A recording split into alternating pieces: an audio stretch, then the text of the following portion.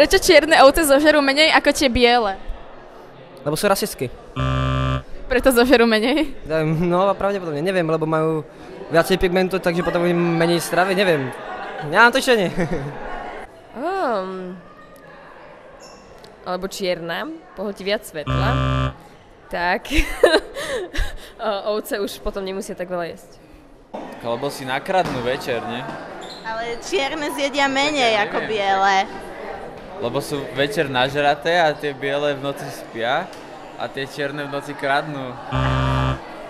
Ale oni zjedia menej. Však dobre, ale veď ráno zjedia menej, pretože nespia.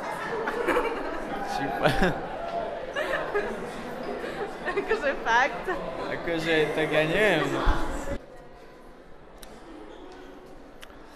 Fú. Čierne ovce? To je nezmysel podľa mňa. Prečo si myslíš, že je to nezmysel? Každá ovca zožere rovnako skoro, nie? No ale to je také tvrdenie, že čierne zožerú menej, tak prečo si myslíš, že to tak je? Čierne sú skromnejšie, že? To je fakt tak? Prosím? Naozaj to je tak?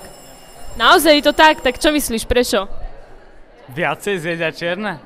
Nie, prečo čierne ovce zjedia menej ako tie biele? Menej.